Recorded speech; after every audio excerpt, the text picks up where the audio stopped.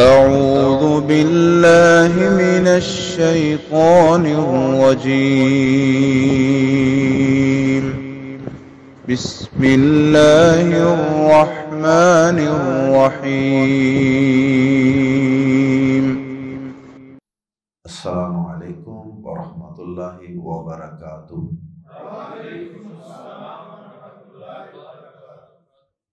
سورۃ التوبہ آیت نمبر 100 سے 102۔ ان الحمد للہ والصلاة والسلام علی رسول اللہ اما بعد۔ اعوذ باللہ السمیع العلیم من الشیطان الرجیم من ہمزہ ونفخہ ونفثہ۔ والسابقون الأولون من المهاجرين والأنصار والذين اتبعوهم بإحسان رضي الله عنهم ورضوا عنه وأعد لهم جنات تجري تحتها الأنهار خالدين فيها أبدا ذلك الفوز العظيم۔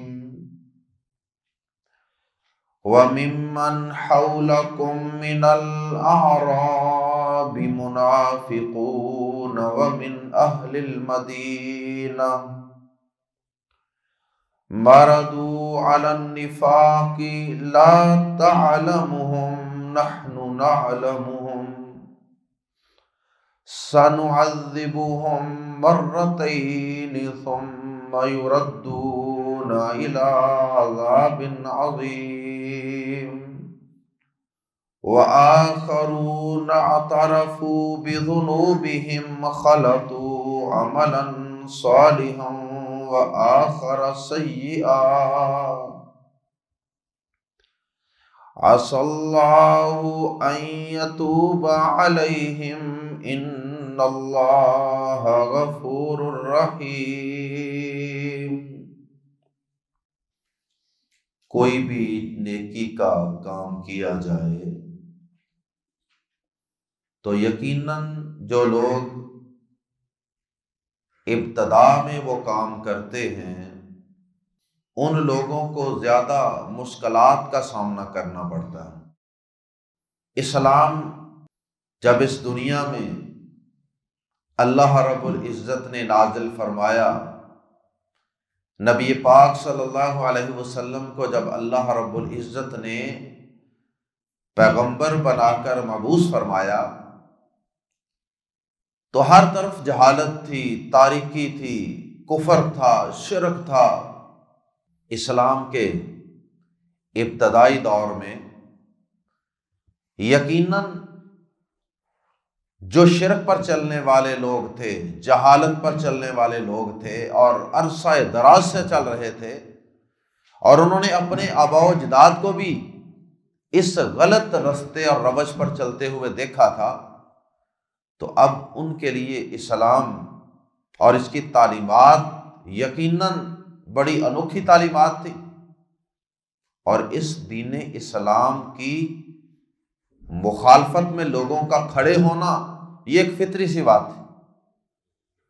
اب ان مشکل حالات کے اندر جب ہر طرف مخالفتیں ہیں، ہر طرف اپوزیشن ہے اور ہر طرف رکاوٹیں، مصیبتیں، آزمائشیں، پریشانیاں، اللہ کا نام لینا، لا الہ الا اللہ پڑھنا سب سے بڑا جرم، اللہ کی توحید کا اقرار کرنا کائنات کا سب سے بڑا جرم تھا۔ لوگ چھپ چھپ کر مسلمان ہوتے تھے اور لوگ چھپ چھپا کر لوگوں کو اسلام کی دعوت دیتے تھے۔ ایسے حالات کے اندر جب ابھی اسلام کا کوئی برائٹ فیوچر، کو روشن مستقبل نظر نہیں آ رہا، ان حالات کے اندر جن لوگوں نے اسلام قبول کیا، ان حالات میں جن لوگوں نے اللہ کے پیارے پیغمبر جناب محمد رسول اللہ صلی اللہ علیہ وسلم کا ساتھ دیا، آفرین ہے ان لوگوں پر، قربان جائیں ان لوگوں پر۔ حضرات صحابہ کرام رضوان اللہ علیہم اجمعین، اللہ رب العزت نے ان سبقت لے جانے والے صحابہ کرام، چاہے وہ مہاجرین تھے چاہے وہ انصار تھے، اللہ پاک نے ان کے فضائل و مناقب کا تذکرہ کیا، اللہ پاک نے ان کے اعلیٰ مقام اور مرتبے کا اور ان کی فضیلت کا تذکرہ کیا ہے آیات زیر تفسیر، اور ان کے ساتھ ساتھ پھر کچھ منافقین کا بھی تذکرہ کر دیا، اور پھر اللہ پاک نے اس کے ساتھ ساتھ کچھ ہم جیسے گناہگاروں کا بھی تذکرہ کر دیا جو بعد میں آئیں گے، ہوں گے تو وہ مخلص ہوں گے، وہ مخلص، وہ منافقین کی طرح 2 نمبر ایمان والے نہیں ہوں گے، ہوں گے مخلص، لیکن نیکیوں کے ساتھ ساتھ گناہ بھی سرزد ہو جاتے ہوں گے، ان کے گناہ اور ان کی نیکیاں دونوں مکس ہوں گے۔ پھر اللہ پاک نے ان کا تذکرہ فرمایا، لیکن یہ وہ لوگ ہوں گے جو صحابہ کرام رضوان اللہ علیہم اجمعین کے نقش قدم پر چلنے کی کوشش کرتے ہیں۔ اللہم اجعلنا من۔ سب سے پہلے ان سبقت لے جانے والے انصار و مہاجرین کے حوالے سے مفسرین کے مختلف اقوال سماعت فرمائیے۔ سب سے پہلے مہاجرین، ان میں سے سبقت لے جانے والے کون لوگ تھے؟ بعض مفسرین نے کہا کہ جنہوں نے پہلی دفعہ مکہ مکرمہ سے مدینہ منورہ کی طرف ہجرت کی، وہ لوگ مراد ہیں، جو مشکل ترین حالات میں مکہ سے مدینہ کی طرف روانہ ہوا۔ انہوں نے مکہ میں اپنے گھر بار، مال، اولاد اور چیز چھوڑ دی اللہ کی رضا کی خاطر، بہت بڑی قربانی۔ بعض مفسرین نے کہا کہ اس سے مراد وہ صحابہ ہیں السابقون الاولون، مہاجرین میں سے جو پہلے لوگ ہیں نا سبقت لے جانے والے، اس سے مراد وہ لوگ ہیں جنہوں نے 2 قبلوں کی طرف منہ کر کے نماز پڑھی ہوئی ہے، پہلے قبلے کی طرف بھی منہ کیا اور بعد میں قبلہ بدل گیا اس کی طرف بھی منہ کیا۔ اور بعض نے کہا کہ اس سے بدری صحابہ مراد، وہ مہاجرین جنہوں نے غزوہ بدر میں حصہ لیا، اور غزوہ بدر تک جتنے لوگ تھے وہ سارے کے سارے السابقون الاولون میں آتے ہیں، شروع والے مہاجرین۔ اور بعض نے کہا کہ اس سے مراد بیعت رضوان کرنے والے صحابہ، بیعت رضوان سے پہلے والے تمام صحابہ اس میں آتے ہیں۔ بیعت رضوان وہ واقعہ یاد ہے نا، جب حضرت عثمان رضی اللہ تعالی عنہ کے متعلق یہ افواہ مشہور ہو گئی کہ انہیں شہید کر دیا گیا، تو نبی صلی اللہ علیہ وسلم نے ایک درخت کے نیچے آپ موجود تھے، تو آپ نے اپنا ہاتھ آگے بڑھایا اور آپ نے کہا کہ اس پر بیعت کریں سب لوگ کہ ہم عثمان کے قتل کا بدلہ لے کر جائیں۔ تو یہ ایک بیعت ہوئی تھی، ایک عہد و پیمان کیا تھا صحابہ نے کہ ہم ہر صورت جہاد کریں گے، بے شک ہم نہتے ہیں، ہم تو عمرہ کرنے کی نیت سے آئے ہیں، لیکن اگر عثمان رضی اللہ تعالیٰ عنہ کو شہید کیا گیا ہے تو پھر ہم ان کے قتل کا بدلہ لیں گے۔ اور بعض نے کہا کہ اس سے مراد مکہ فتح ہونے سے پہلے کے جتنے بھی لوگ ہیں وہ سارے ہی اس سے مراد ہیں، کیونکہ مکہ جب فتح ہو گیا پھر تو لوگوں کو کچھ امیدیں نظر آنی شروع ہو گئی نا، اسلام کا غلبہ نظر آ گیا تھا، تو اس کے بعد مسلمان ہونا یہ اگرچہ فضیلت والی بات ہے، لیکن اتنی فضیلت والی بات نہیں جتنی کہ مکہ فتح ہونے سے پہلے مسلمان ہونا۔ یہ فضیلت والا کام تھا۔ تو بہرحال مفسرین کے اس میں مختلف اقوال ہیں، تو حقیقت یہ ہے کہ یہ سارے لوگ ہی اپنے اپنے درجات کے لحاظ سے اعلیٰ اور افضل ہیں۔ جو جتنی جلدی مسلمان ہوا، جتنا اسلام کے مشکل حالات کے اندر وہ مسلمان ہوا، اس کا درجہ اور مقام اتنا ہی اللہ کے ہاں زیادہ ہے۔ اسی طرح بعض مفسرین نے تو یہ کہا کہ سارے صحابہ کرام رضوان اللہ علیہم اجمعین ہی اس میں آتے ہیں، کہ وہ سارے صحابہ جو نبی صلی اللہ علیہ وسلم کے ساتھی تھے اور آپ کی حیات طیبہ کے اندر ہی مسلمان ہو گئے تھے، وہ سارے ہی اس سے مراد ہیں۔ اور جس دوسرے گروہ کا اللہ پاک نے تذکرہ کیا ہے وہ ہے مہاجرین کے بعد انصار میں سے سبقت لے جانے والے۔ اب انصار میں سے سبقت لے جانے والے کون ہیں؟ سب سے پہلے وہ انصاری صحابی جو مدینہ میں رہتے تھے، ان کو انصار کہتے ہیں نا، انہوں نے مہاجرین کی مدد کی تھی، اس لیے ان کو انصار کہتے ہیں، مددگار۔ تو سب سے پہلے نبی صلی اللہ علیہ وسلم کی نبوت اور رسالت کا 11واں سال تھا، ابھی آپ کو نبی بنے 11واں سال تھا، اور اس سال حضرت مصعب بن عمیر رضی اللہ تعالی عنہ کو ابھی اللہ کے نبی صلی اللہ علیہ وسلم نے اپنا نمائندہ بنا کر مدینہ منورہ روانہ نہیں کیا تھا، لیکن صحابہ کرام کی اللہ کے نبی صلی اللہ علیہ وسلم نے یہ ڈیوٹی لگائی ہوتی تھی کہ جو لوگ بھی پوری دنیا سے حج کرنے کے لیے آتے ہیں نا مکہ مکرمہ میں، ان کو اسلام کی بھرپور طریقے سے دعوت دی جائے۔ صحابہ کرام چھپ چھپا کر حاجیوں کو اسلام کی دعوت دیتے تھے۔ اب 11واں سال تھا آپ کی نبوت اور رسالت کا، مختلف علاقوں سے آ کے حج کے موقع پہ لوگ مسلمان ہو رہے ہیں، اسلام قبول کرنے کا اعلان کر رہے ہیں خفیہ خفیہ۔ مدینہ منورہ میں سے بھی 11 نبوی میں، جس طرح ہجری سال ہوتا ہے نا، ایسے نبوی سال، کیونکہ ہجرت تو ابھی ہوئی نہیں تھی نا، تو 11 نبوی سال تھا۔ 7 لوگ مدینہ منورہ سے جو حج کرنے آئے تھے نا، ان میں سے 7 لوگ مدینہ منورہ سے حج کرنے کے لیے آنے والے لوگوں میں سے 7 لوگوں نے نبی صلی اللہ علیہ وسلم کے دستے مبارک پر بیعت کی اور مسلمان ہونے کا اعلان کیا۔ اور پھر اگلے سال اللہ کے نبی صلی اللہ علیہ وسلم نے پھر مصعب بن عمیر رضی اللہ تعالیٰ عنہ کو بھیج دیا وہاں، کہ آپ وہاں جا کے دعوت کا کام کریں۔ لگتا ہے کہ علاقہ بڑا زرخیز ہے، اور وہاں کے لوگوں نے آپ کو دعوت بھی دی تھی کہ آپ ہمارے شہر میں تشریف لے آئیں۔ اگلے سال دوسرے سال 70 افراد حج کے موقع پہ نبی صلی اللہ علیہ وسلم کے ہاتھ پر حلقہ بگوش اسلام ہوئے، 70 افراد۔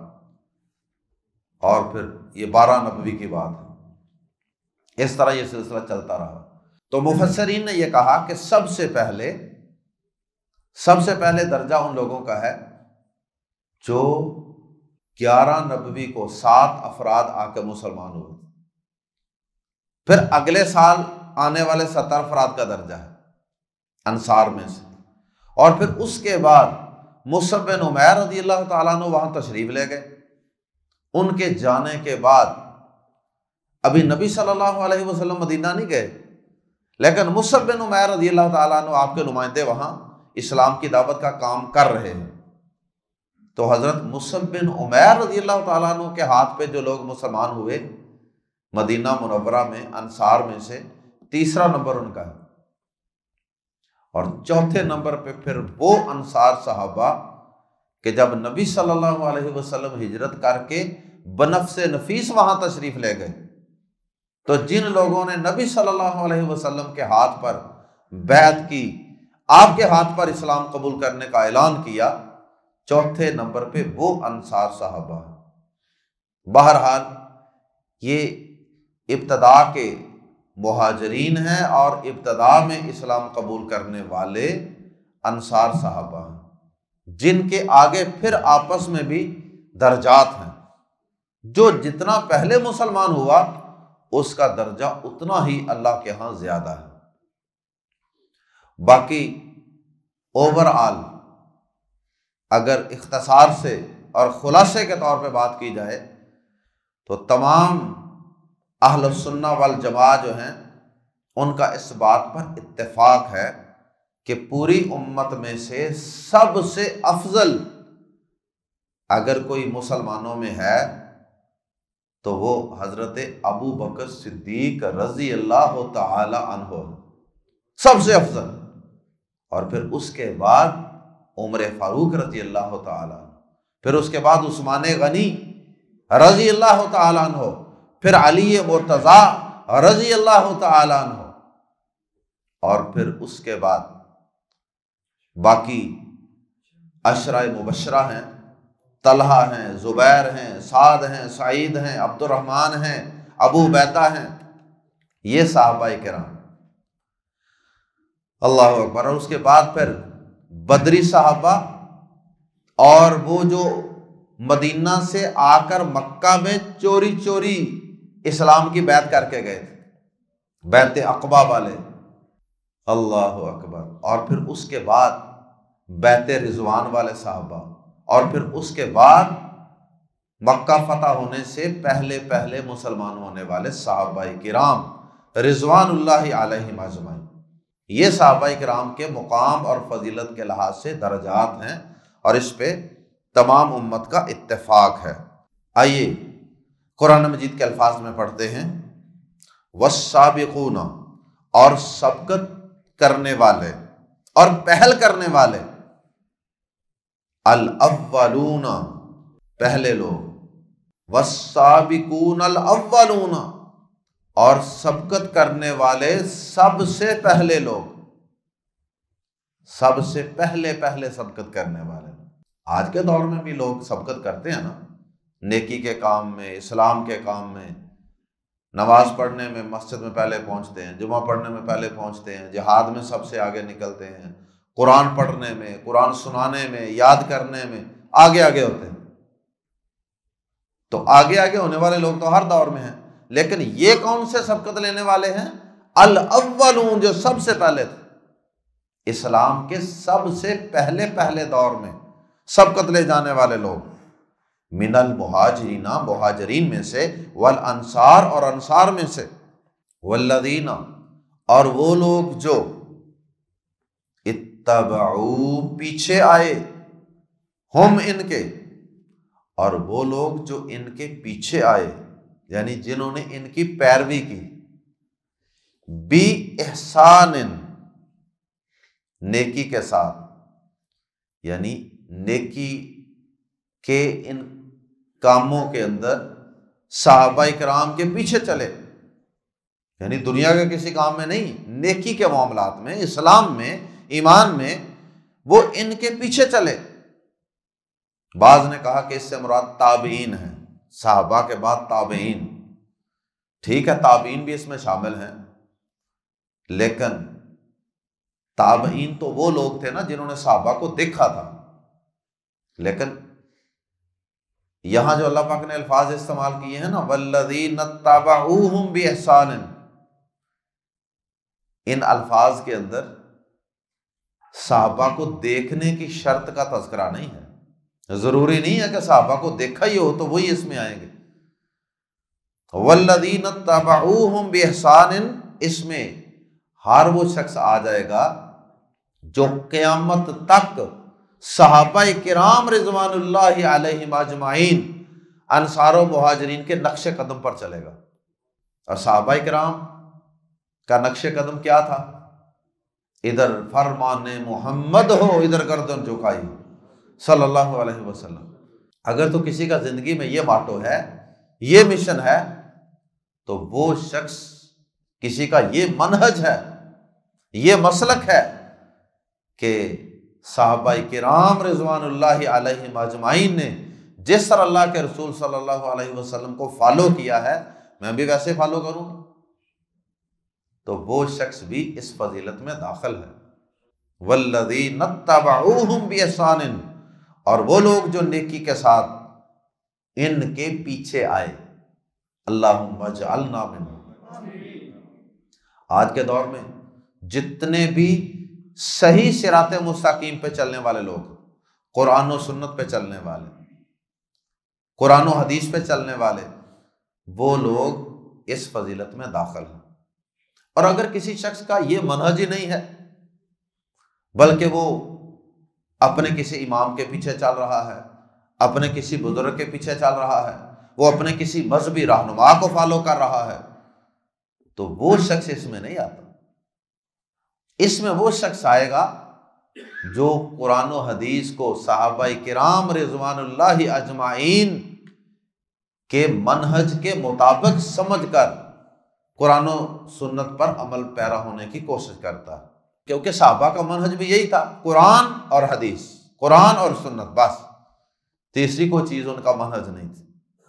تو جو شخص بھی آج کے دور میں دین کو سمجھتا ہے، دین پہ چلتا ہے صرف قرآن و سنت کی روشنی، تو وہ شخص انشاءاللہ اس فضیلت میں داخل ہے۔ تو ان سب کے متعلق کیا فرمایا؟ رضی اللہ عنہم، رضی اللہ،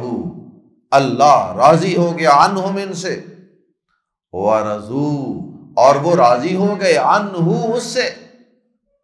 کتنی بڑی فضیلت ہے، کیا فضیلت ہے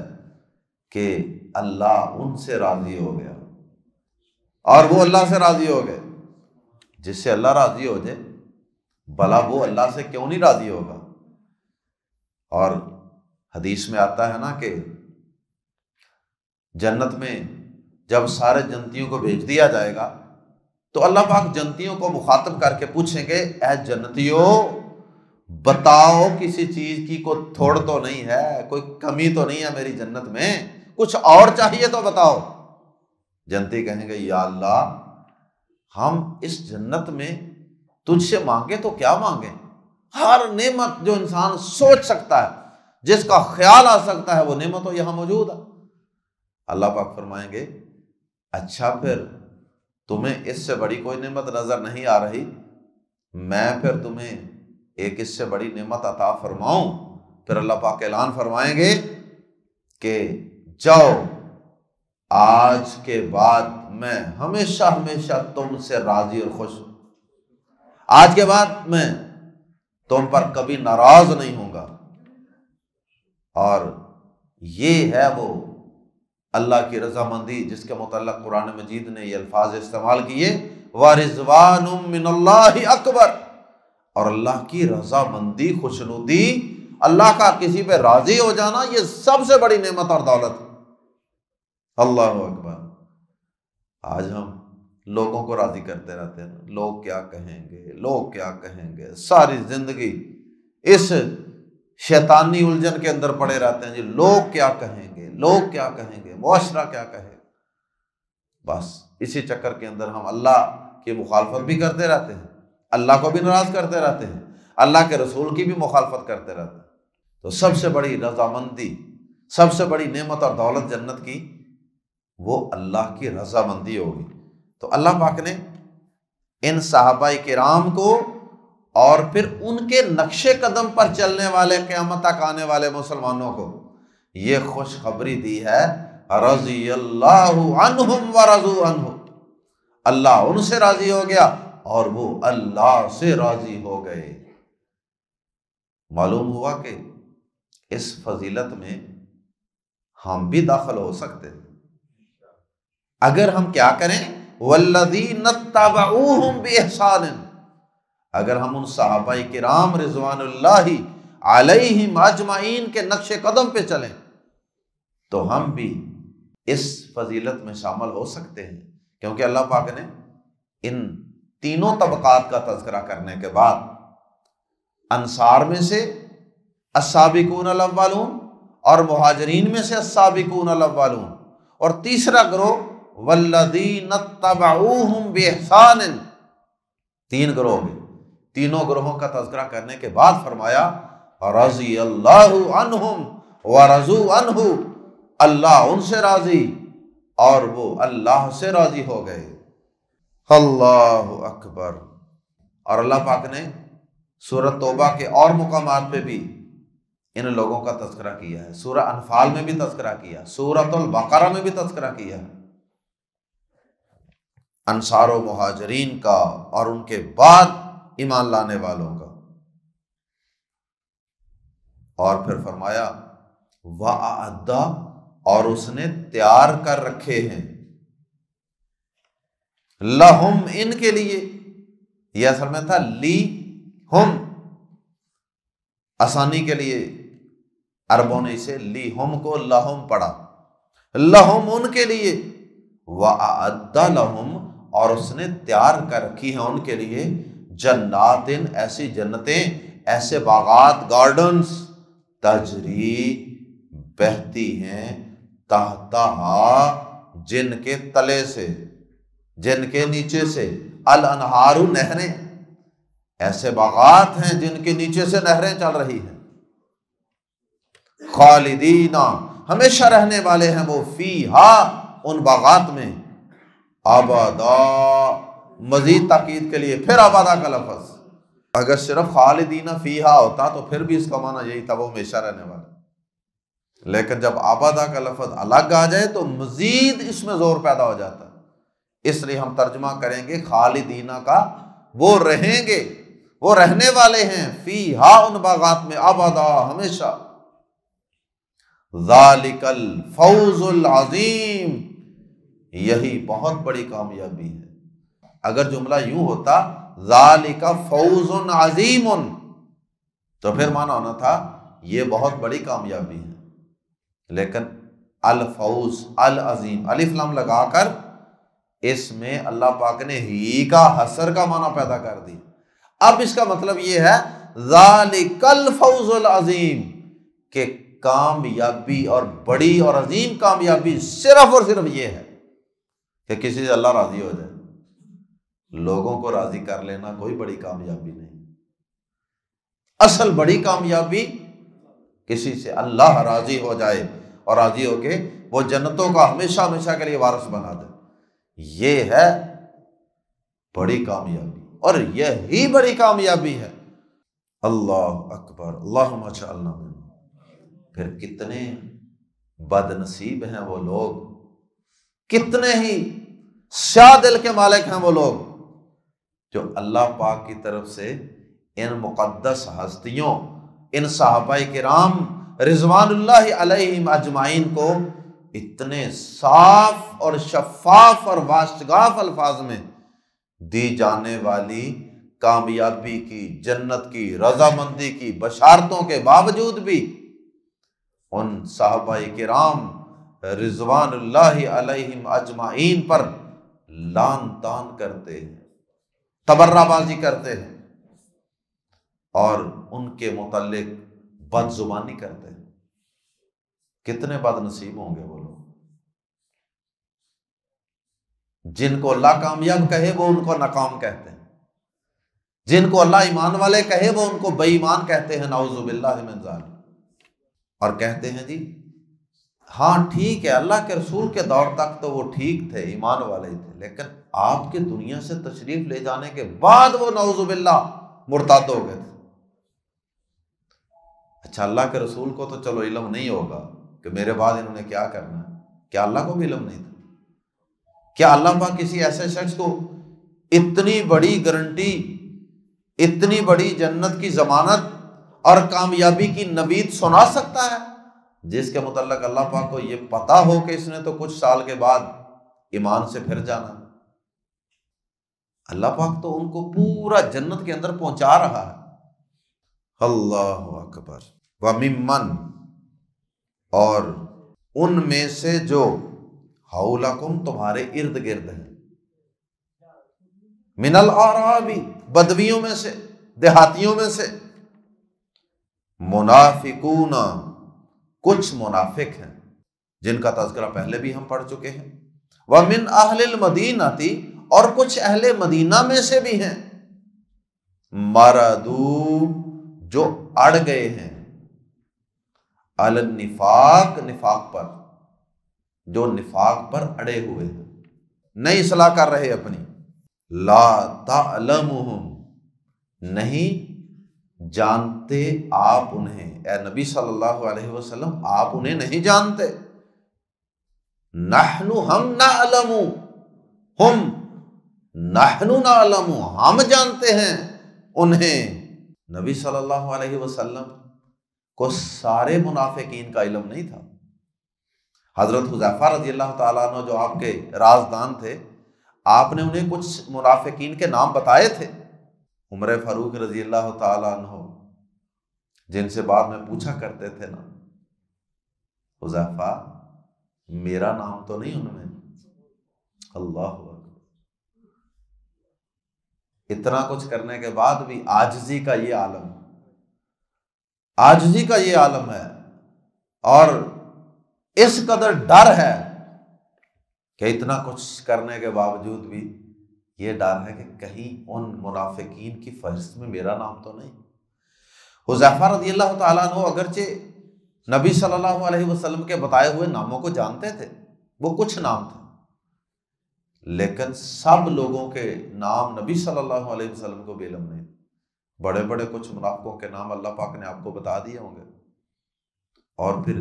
ہر منافق کے نفاق کی کیا صورتحال ہے،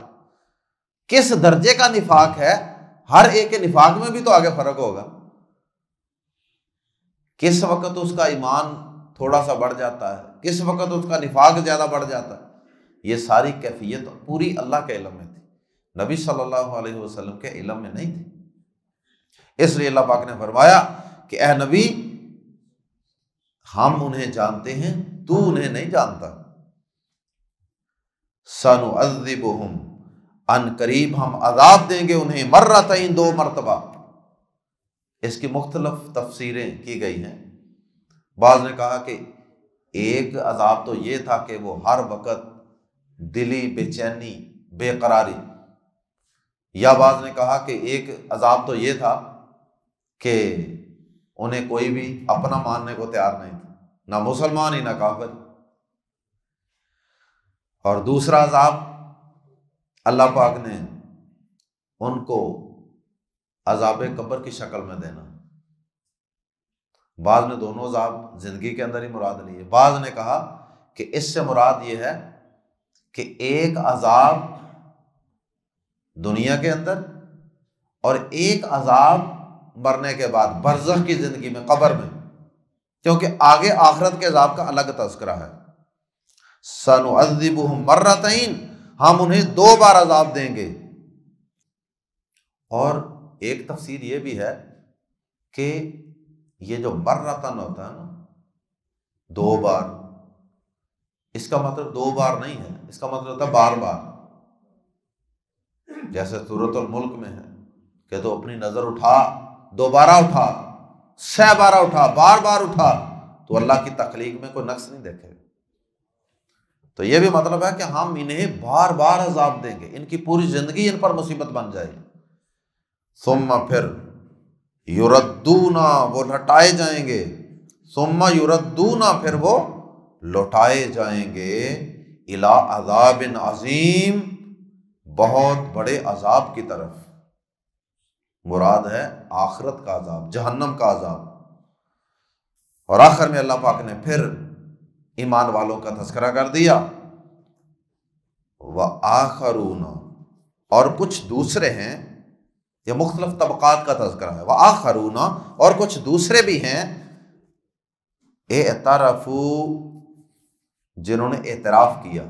بی کا ذنوبہم، اپنے گناہوں، جنہوں نے اپنے گناہوں کا اعتراف کر لیا۔ کچھ دوسرے بھی ہیں جنہوں نے اپنے گناہوں کا اعتراف کر لیا۔ یہ منافقین تو وہ تھے نا، مارادو علی النفاق، جو نفاق پہ اڑے ہوئے تھے، ڈٹے ہوئے تھے۔ لیکن اب یہ منافق بھی تو اگرچہ مسلمان ہی تھے نا، مسلمان ہونے کے دعوے دار تھے۔ اب ان لوگوں کا تذکرہ ہے کہ جن سے کمیاں بیشیاں تو ہو جاتی تھی، گناہ تو ہو جاتے تھے، لیکن وہ ہے مخلص تھے، اور وہ نفاق پر یا کفر پر یا گناہوں پر اڑنے والے نہیں تھے۔ اعتراف کر لینا، مان جانا بھی بڑی اللہ پاک کی رحمت ہوتی ہے کہ انسان اپنی غلطی کو مانے تو صحیح، کئی مانتے ہی نہیں ہیں، گناہ پہ اڑے بھی ہوئے ہیں اور ڈنکے کی چوٹ پہ کہتے ہیں کہ نہیں جی میں ٹھیک کر رہا ہوں۔ وآخرون، اور کچھ دوسرے ہیں اعترفوا، جنہوں نے اقرار کیا بذنوبہم، اپنے گناہوں کا، خلطوا، انہوں نے ملا دیے، عملا صالحا، کچھ عمل نیک، وآخر سیئا، اور کچھ دوسرے برے، جنہوں نے نیک اعمال اور کچھ دوسرے برے گناہ وہ ملا دیے، نیکیاں بھی کر لیں، روزے بھی رکھ لیے، نمازیں بھی پڑھ لیں، داڑھی بھی رکھ لی، پردہ بھی کر لیا، لیکن کبھی اللہ کی نافرمانی بھی کر لی، گناہ بھی کر لیا۔ فرمایا عسى اللہ، امید ہے کہ اللہ، عسیٰ کا معنی امید بھی اور قریب بھی، عسى اللہ، امید ہے کہ اللہ، امید ہے اللہ، قریب ہے اللہ، ان یتوب علیہم، کہ ان کی توبہ قبول فرما لے، امید ہے کہ اللہ ان پر مہربان ہو جائے، ان اللہ، بے شک اللہ، غفور الرحیم، بے حد بخشنے والا، نہایت مہربان ہے۔ صحیح بخاری میں اس کی تفسیر میں ایک حدیث آتی ہے، نبی صلی اللہ علیہ وسلم فرماتے ہیں کہ ایک رات میرے پاس 2 فرشتے آئے اور وہ مجھے کسی شہر میں لے گئے، وہاں ہم نے دیکھا کہ وہاں پہ جو لوگ ہیں نا، ان کے آدھے چہرے اس شخص کی طرح ہیں جسے تم سب سے خوبصورت سمجھتے ہو، اتنے خوبصورت چہرے لیکن آدھے چہرے، اور باقی آدھے جو چہرے ہیں نا وہ تم میں سے جو سب سے بدصورت شخص ہے اس شخص کے چہرے جیسے ان کے آدھے چہرے تھے، آدھے چہرے انتہائی خوبصورت، آدھا ایک سائڈ انتہائی خوبصورت، اور چہرے کا آدھا حصہ انتہائی بدصورت۔ تو نبی صلی اللہ علیہ وسلم فرماتے ہیں کہ پھر ان فرشتوں نے انہیں کہا کہ جاؤ وہ جو نہر بہہ رہی ہے نا اس میں سے نہا کے آؤ، پھر وہ اس میں سے نہا کے آتے ہیں، یعنی توبہ، اس میں سے نہا کے آتے ہیں تو ان کے چہرے سارے ہی خوبصورت ہو جاتے ہیں۔ تو نبی صلی اللہ علیہ وسلم فرماتے ہیں کہ یہ ہیں وہ لوگ خلطوا عملا صالحا وآخر سیئا، یہ ہیں وہ لوگ کہ جنہوں نے اپنے نیک اعمال کے ساتھ کچھ گناہ بھی ملا دیے، لیکن بعد میں انہوں نے سچی توبہ بھی کر لی، تو اللہ پاک نے تجاوز اللہ عنہم، تو اللہ پاک نے پھر ان کو معاف فرما دیا،